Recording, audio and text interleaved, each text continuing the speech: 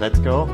Okay, Chris, yeah. thanks a lot for having me here. Right, pleasure. Let's see what we can help you out with. Yeah, it's a perfect, awesome place, and I'm really grateful and happy to have your project like one of the first on my world trip. Maybe you can introduce yourself a bit about since when you are here on the island, and maybe also why you started like the project of Casita Verde. Okay, well, it's quite a long story, but I'll try and shorten it as much as possible.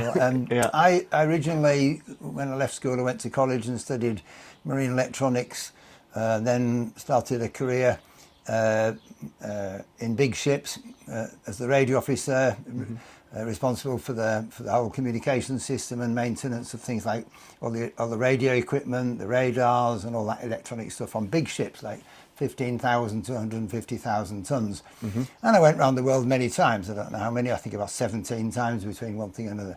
It's gone well. So I saw, and I've always been pretty much kind of aware of the environment since I was a child, you know, picking up litter after people and giving them it back. And every time I went on holiday, when I sat down, I'd be picking up the garbage around the area before I had my lunch and stuff in my caravanette and stuff like that. So when I came to Ibiza, actually, to get my tax back from the year before on one of those kind of deals, and I just had to get out of England one day before midnight, and the only ticket that I could find going before midnight was to Ibiza, and I never even knew where it was. So, and here I arrived, and I thought I fell in love with the island, and decided to move here eventually. And then I started to look around what was going on. I thought, well, I've seen all this damage going around in the rest of the world, you know, pollution, cutting down trees, paper mills polluting the rivers, killing all the fish, and then the oil pollution in the sea. I mean, oil tankers as well, where they have spills, and you know, it's kind of we're basically trashing the planet.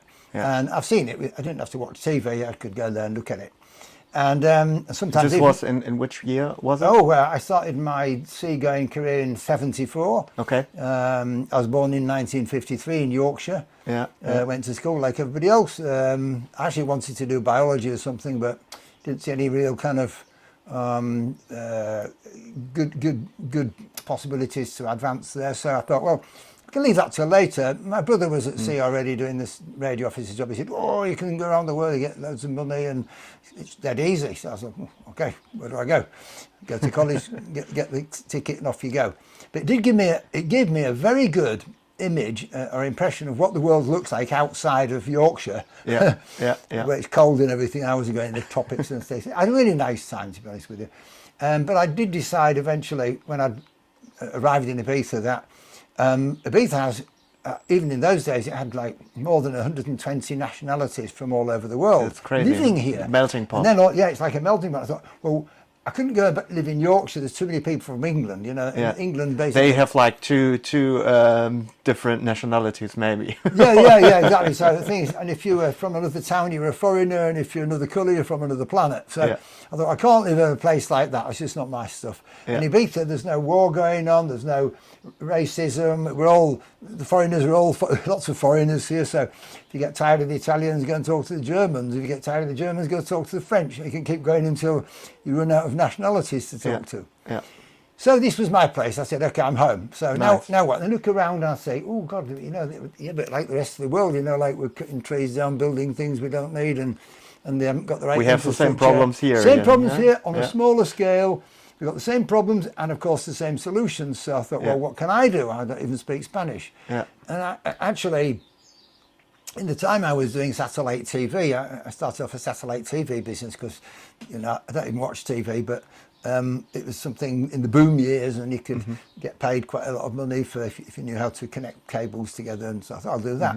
So I was even going around everybody's houses as well, meeting loads of people. At the same time, I started up the local Friends of the Earth association here, because to try and do something to stop the shall we say, the desecration of the island that I'd come to love and enjoy. I thought, well, somebody got to do something to stop the cement machine. So I thought, well, I'll start there. Anyway, I started cleaning beaches, which seemed to be a very popular thing to do. I think I was the first person to clean a beach in Ibiza. And now it's in 1988 or quite something. famous. Well, loads of people are asking me, which is can nice. we help you? I mean, I just had a message this morning from somebody who wants to join in and stuff like that. So yeah, it's become kind of Of course, there's a lot of garbage. Everything's packed in plastic. Where does it go? It goes out the window of the car. It gets washed up on the beach. Okay, we've got to deal with it. Either we sink in plastic waste, or we pick it up and educate the people not to throw it on the floor. Yeah. And then you decided to build like this. Yeah, center. I was kind of living in a motorhome and in various houses that I borrowed when I first came here, and finally I was walking up this valley. And in 1990, just before Christmas, and I was walking with my dog and my girlfriend's dog, and I found this house deserted in the middle of a field, and I thought, "What?" And you were like, "Yeah, this is it." That looks like a nice. It's very, very small, but got a nice view, and I could see some other houses that were empty. But I came back at the weekend, parked my car outside the house, did a kind of old tour of the neighbourhood. Finally found somebody who knew the owners, gave me the telephone number. They didn't want to rent me. They said, "Oh, it's got no electricity, it's got no toilet, it's got no running water." I said, "Perfect." Oh, wait, perfect for me. I think I could fix those things like that. This will be my eco sandbox. Yeah, I'm not a builder, but if I can start at zero, like everybody does, and that's why I can be helping other people, like the neighbours, because I started at zero. I even had no money to start with, so I had to be very, very careful and see how I built things. But one of the first things I decided to do was not to get connected to the mains electricity from the island, because not that I'm totally convinced that carbon dioxide is the problem, but all the rest of the pollution is definitely a problem. So I thought, I'll start off with solar panels and see how I get on. Nice. Now I've got 13 kilowatts of solar panels and loads of water systems. And I mean, if the whole world falls down dead outside. So after some time, everything. I mean, it's 32 years basically. I've been here building a resistance centre to world collapse, basically. So that's why everybody wants to come and live in my house. I mean, normal, because it's a good place to escape to. But I mean, you showed me around already, and this place is also not about only try to reduce trash and stuff like that, but this place is also about upcycling. Right. Yes. Let me just explain the difference between recycling and upcycling. For example, this is a glass. This is a glass made out of a bottle. Now a bottle has a value, right? But if you smash it and make another one, okay, it's not very much money, but if you cut it into a glass, you can sell this for €10. So that's upcycling. Now Casita Verde is made with 85% upcycled materials. We're sitting in a building that's made with 600 pallets. Well, pallets, obviously, you have to take them to pieces and put them together in a different way. Old doors, windows, bits of metal we found, but this is just an example. We've got even some second-hand solar panels on the roof. Some of the things we bought, the control system. So the roof is full of solar panels we've got 2 kilowatts of solar panels, 10 tons of water under the floor. This is a tiny house. You can park it anywhere you like. You've got a little garden in front to grow your vegetables. And, this, of course, is... imagine even people like Elon Musk has got loads of money, lives in a tiny house. Well, obviously, tiny houses are pretty trendy. So, Casita Verde's got lots of different building styles and different accommodation styles and different constructions to collect water from the rain, collect sun energy, reuse all the vegetable scraps and all the stuff we cut off the plants and stuff. We make soil out of it. Don't forget, this was a deserted farm. I brought it back to life. Not only brought it back to life, made it into a paradise, a famous paradise. Been visited by, I don't know, between 50,000 and 80,000 people. We've had 1,300 volunteers here. We ended up with 17,000 members for our Sunday lunch story. I mean, we've done quite a lot of stuff in the background, but now everybody else is getting the idea. Our latest project, for example, was making a guide to all the sustainable businesses and projects on Ibiza, so that they don't all ask me about it. You say, "Oh, look in the guide, you'll find that farm or that shop or that service you're looking for." It's online, right? It's all online. And online, free. Yes, it's free. I will put it in the information. Greenheart-guide.com. Greenheart is like greenheart in English. Greenheart-guide.com. Go in there, and you'll find all the information. If you're coming to Ibiza or thinking to go there, you can see what's there. There's 45 eco shops. There's all these eco farms where you can buy vegetables. Now, if you didn't have a guide, you would just get in. You'd have to go and ask everybody, and you'd be lost. I mean, it's like other people come on the island and they have like this club guide or stuff like that. Yeah. But you never had the No, the information combined for Well, eco shops and exactly, stuff, so and you we've had lots of. made it. I personally have done about 36 documentary films. Sorry, and normally we're the alternative. They come here to film their discos and stuff, and they go, "What else is going on? Let's go and see Casita Verde." Yeah. And they come over here and they see a completely different side of Ibiza. Yeah. It's the alternative to what you thought was in Ibiza. Yeah. So Ibiza's famous. The for most of the people think endless only party. about the club scene and endless the party. luxury Yeah, stuff yeah. and stuff like luxury that. yachts, endless nights, going all the way through the sun, boom, boom, boom, boom, boom, boom, without stopping. But the island is definitely more than that. And we want to demonstrate that you can. We like parties, so I have an underground discotheque. This is lovely. We dance, have a dinner party on the top of my house, have a bar made out of these bottles. We have a DJ stand, but after midnight, we go down in the cave and we can stay there until the morning, and nobody's even listening to us. I can't hear you in my house, and that's next But you door. can do both. it. You can do both. Yeah, exactly. You You can try to build it sustainable. We don't need to trash the planet to have a good time and live well. I mean, this is where a lot of people think that ecologists are extremists. I'm not an extremist. I eat meat, I eat eggs, I eat everything that I can want to eat, but I don't eat rubbish. I eat meat from the owner's own animals. I eat eggs from their chickens that I can see running around. I'm not going to just go buy something in a shop and hope for the best. Hope I've bought something that's not damaging the planet or being cruel to animals. You try to but make sure that you know where your products come from. That's not extremism, Fabian. That is just being an ecologist, know. Exactly, And it's not a matter of shall we say, living in a cave and eating berries. We did that millions of years ago. We're supposed to be advanced human beings. I've got technology. I've got Wi-Fi all over the place. Haven't got any 5G. Don't like it very much. Don't like the idea.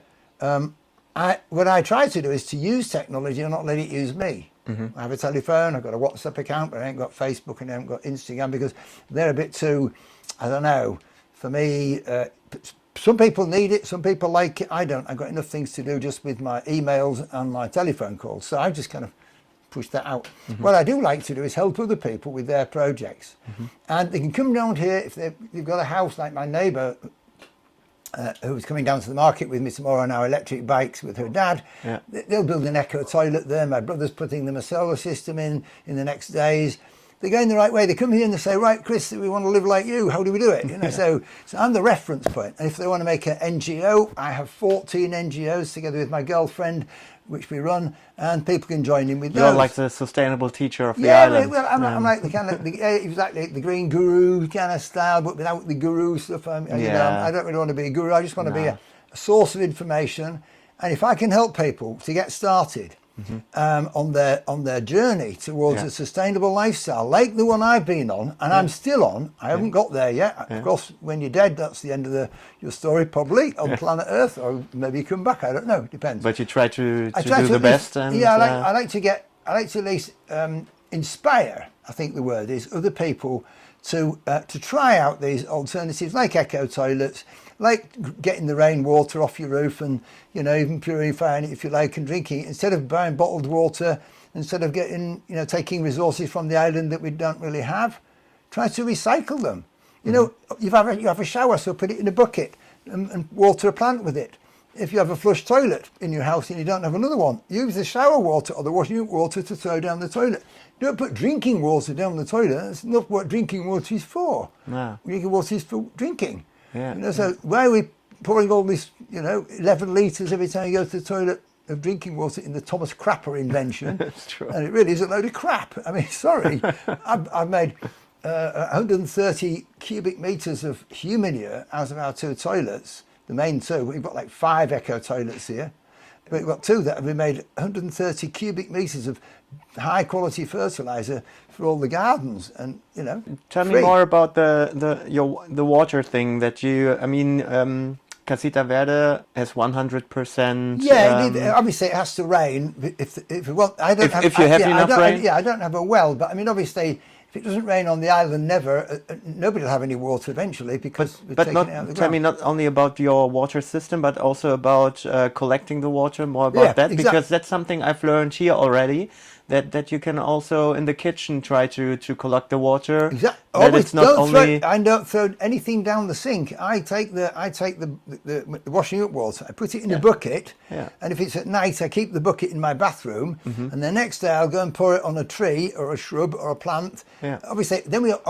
only use ecological products to wash up the dishes, so we're not poisoning anything. But I mean, if you can manage that system, you don't need a whole complete computerized recycling system to do that, like on a Bill Gates farm or something. We don't need to do that. You know, you can just go, oh, that plant looks a bit dry, I'll put some water on it. But you choose. You go and look around where you want to stick your bath water, your shower water.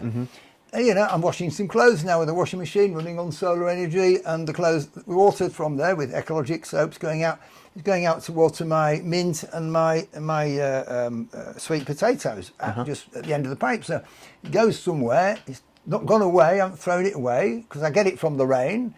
We have a big 80-ton tank at the top of the hill, and it fills up when there's a heavy rainstorm. It fills up from the forest, comes in a channel, and it goes into that tank.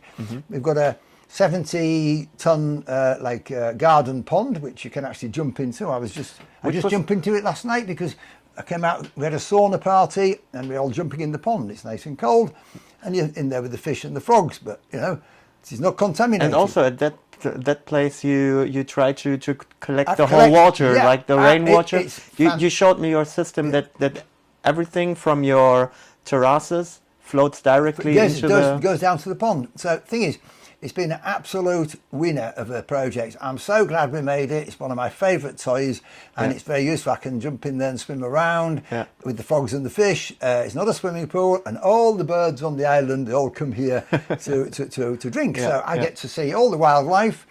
The wildlife comes to your place. Comes to my place. Yes, I'd have to walk around the island watching. I get them all here, even the eagles, and you know, the whole, everybody's on top of here. I can just sit in the garden with some binoculars and a bird book and identify them all.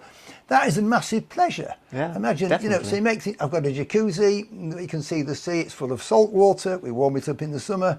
It's made out of an old water heater, again, scrap stuff. And living like this is not only good for the environment, it's good for yourself too, right? You have to, for your mental you are what you health. You are what you eat. Remember, you are what you eat. What you eat, not is just what you put in your mouth. And what you drink is what you absorb, where you get your information from, what you listen to, what you see. You know, what kind of conversations you have with who.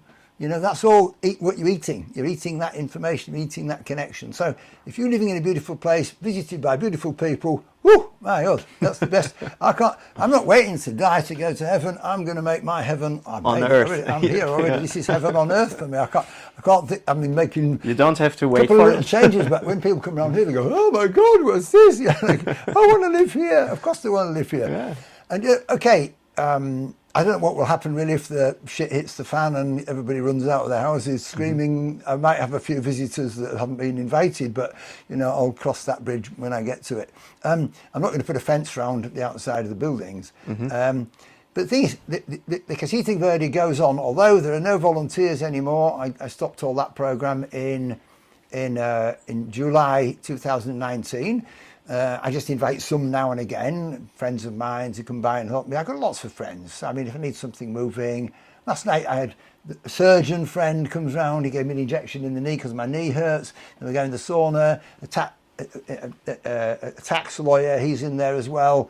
You know, I've got my friends coming, and if I need any things lifting up, I just give them a call and, you know, and they come around and help me. So I don't need now, we built the place, so I don't need all these volunteers. But what we do need to do now is to use it as like it's a museum, but it has to serve as a purpose. We can do some workshops making yerbas or making soap or pressing wild flowers or going finding stuff you can eat in the gardens in the springtime and make it into food. And to show people how a sustainable lifestyle can work. I don't need to do the clandestine restaurant anymore. We've done that for 25 years. We recommend, we just made a guide for all the other nice restaurants that make nice food like we used to make on Sundays. We still eat very well. But I just invite people around for dinner, have little tiny birthday parties and things, you know, like everybody does. But it's a beautiful life. I'm the millionaire without the millions. Not even my house, not my farm. I just borrow it. I'll give it back, you know, if they want it back. I've left everything to the association. that I run, and so I don't own anything, and I'm happy. That's good. I like that last statement because, you know, this Klaus Schwab says you will have nothing and you'll be happy. Well, Yeah. I own nothing and I am happy. And you're happy. I've just explained why. But so, you know, it is, you can have nothing, you can own nothing, not have nothing. You can own nothing and be happy. But that's what they want. They want to rent everything so they can control it. But in my case, it's not like that. I'm not renting this. I'm just borrowing it, which is different. So it's just a borrowed thing. You actually, you can't really own things on planet Earth. When you die, you lose. You will lose everything. You can't take anything with you. You can't take it with you. So you might as well borrow it. People used to ask me why didn't you buy Casita Verde? I said, well, number one, it's not for sale, and number two, why should I? I have it already. You know, I'm living here. I've been living here for 32 years. So. I would like to ask you. What kind of environmental issues do we have here in Ibiza now at the moment? Water. Water? Water is one of the main environmental issues that we have to solve very quickly. Kind of housing, there's no houses for people that work here. So, I mean, I've been in politics on and off for the last 20 years, from being vice president of the Green Party in 1999 to participating in other political parties during elections. So, just to get an idea, not with the idea of being a politician, you understand, because I think it's very interesting to find out how it works, so that you can see how to react to it, and see what you can do to help the politicians that are elected with their work. I mean, I go to the council and often I go and see them and ask them what they want to achieve during their mandate, and I'll say, can I help you with something? I've got these groups, I've got this knowledge, I've got these contacts, can we work together on any project? So they're not going to throw me out. I mean, and I do know quite a lot of stuff, and a lot of these people, if they're new in their job, they're not trained perhaps in that job, they're just kind of, they're just politicians, but they came from another job before, so they probably don't know very much about they're just administrators. So they're not probably experts with like a history of study in agriculture to be there, or in tourism, or sometimes they're from the tourism section if they're in charge of tourism. But I think that the best way to deal with local government and advance things on the island is to go and offer your assistance, not throw bricks at them. That's just going to make enemies, and you have to communicate. You've got to communicate and be nice, be as nice as you can. What is wrong with being nice to people? Nothing. You cannot. You can only exactly get something from it. Well, exactly. If I go around and I'm very well served in a shop, I go, you take one of those or two. This is one for your friend or your boyfriend. And a big smile comes on their face. And everybody understands. Like what mine that is. now. A green heart. What is it you don't understand? Heart, love, green, nature. Okay, you got it. 10 points. Okay, then we got some other ones, like the Ibiza Phoenix, and if this one's with all the 14 different groups in a kind of, shall we say, alternative social leadership system which I've set up with 14 different groups. It says Ibiza Phoenix. What's a phoenix? It's this thing that rises up from the ashes. Whoa, that's what we need now. We need a new idea, something where we can all join in. We can all join. We can all participate in the future of where we live, and in a positive way. And I think that's what I'm about. I'm about trying to get people to join together. Not against anything, but in favour of something. Because if you go against things, you're going to lose. It's like driving backwards down a one-way street. You're going to crash. If you say now that water is like one of the it's one of the major concerns. It hasn't rained at all this year. We're getting low on water now. And how? I mean, maybe a lot of people who listen or look us right now are coming to the island as a tourist, just for a part-time visit. So how can you as a tourist, as a part-time visitor, help to solve the problem? Or what do you have some tips that they can do? Enjoy the island and save water. That's our slogan. Save water, enjoy the island. I actually made something which you could probably take a photograph for your series. It says, like instead of F me, I'm famous, it says love me, I'm famous, and Ibiza welcomes responsible tourists. That please help us save water, don't drop litter, and please respect our unique natural local natural heritage. Yeah. And thanks very much and have a nice holiday. I mean, or have a nice visit. Where's that notice in the airport? I mean, what is it? Mango disco, mango disco. Yeah, Well, that doesn't yeah. tell you about how to save the island. I mean, you know, and you go all the way into town. Maybe obviously, you should adverts. put that slogan That should at the be airport that and at the should be port. And the welcome in several languages: English, German, Yeah. French, Spanish, Catalan, everything you can think of. While you're waiting for your baggage, that's what you should be looking at, not mango disco on every other poster, or some beer adverts. You Yeah, know? that's true. People get this idea that Ibiza is just about drinking loads of booze, taking loads of drugs and dancing all night. Well, the government talks about changing the style of tourism, but first we have to change the tourism offer, and that's what I'm working on. Yeah. Now, the more people that come here to set up like places where to heal people, you come here, you don't get trashed, you come here to get well. What about a wellness island where you Yeah. come here to get Yeah. well, and you leave, you go back home, wow, that was fantastic. I really, best food, best climate, lovely beaches, everybody, you know, nice chilled out kind of place. Yeah, that's what my idea of Ibiza could look like. Yeah. But I of mean, course, and you have that in part times. You have It's coming, like it's coming, it's associations or agritourismos where you can do that, but we have to make sure that the balance will change from the club luxury part to the. That's one of the reasons why we made the guide. I mean, if I was going somewhere and there's a guide to tell me what's on offer, I can come here with the family and I say, okay, there's that place I can visit. There's that I can go and buy my stuff there. I can enjoy that offer. You know, it's not just. And then you get here and if you don't speak the languages, well, you can't really find out these things if there's no list. When it's an online thing, you just. You know, put it on your phone. Okay, when you want to find something, you go, I'm in Santa Eulalia. I want to go and have an ecological haircut. Santa Eulalia. Oh yeah, Eco Bellezza. I'm going to go there. Nice. That's where I go. And you go, nice massage with Eco shampoo. Not even expensive. Lovely service. Lovely people. Yeah. I'm coming back. You know, and then where And can you I go? have directly where can I go good for lunch? Over there, over here. Depends what you want. and it's a super nice vacation experience Exactly. as You well. don't have to walk around the island asking everybody, where's this, where's that. We've done that for you. Yeah. We made that guide. One of my questions is why the government doesn't actually put it on their website and stuff. I've got to keep talking to them about it because sometimes they're a bit kind of... And that's a communication part, Yeah, right? well, it's about as well if sometimes they look at me like, oh, that bloody English guy again, you know, with his ideas, because some of them really welcome new ideas, and some of them go, wait a minute, it's not one of our ideas. So my main story there is to try and get them to adopt the idea and accept it as theirs. Once they think it's their idea, I can go back to bed. I can go back to bed and think of another one. I mean, you know, I'll just give it to them. It's like, I don't have to do all the ideas I think of. I have to pass them on to people who can. And so that's where I am. I'm mainly, and of course, if I was just talking about building a Casita Verde, which I used to before I actually built Casita Verde, this is a model of something called Ibiza Ecolandia, which you can find on this website as well, ibizaphoenix.org.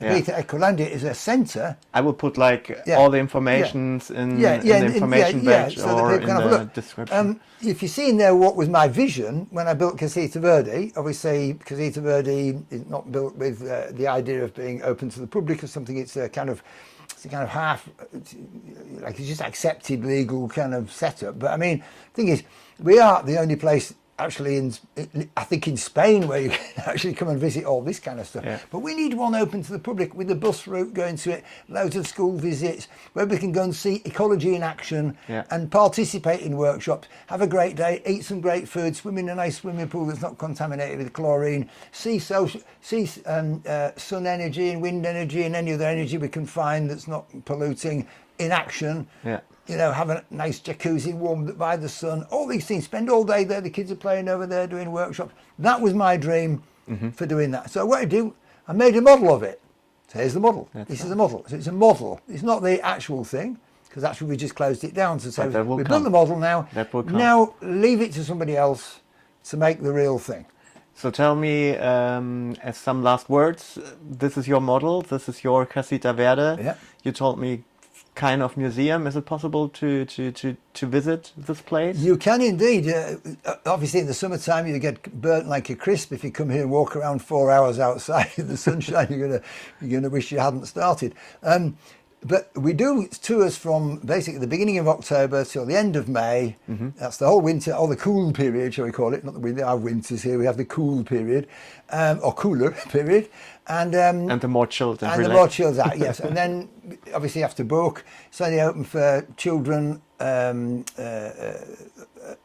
above 12 years old, not for baby children. If somebody's got a little tiny baby and they're carrying it with them, it's 6 months old and they're not making a lot of noise, never mind. That's just the little toddlers running around poking their eyes out on the plants and things. That's what we can't have.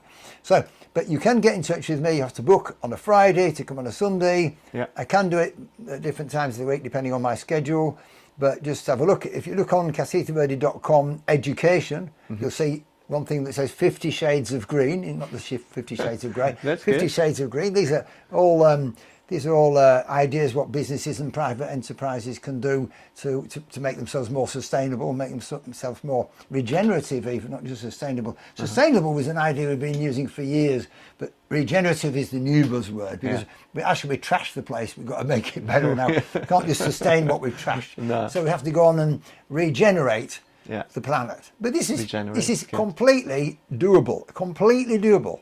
I mean, here you can see what I've done and just copy and paste all you like. And if you want to give me an idea what I don't know about, please get in touch with me and tell me about it. I'm open to all new ideas. That's how I got to where I am now. You showed that it's possible to And people come here with their ideas. To live. I listen to them.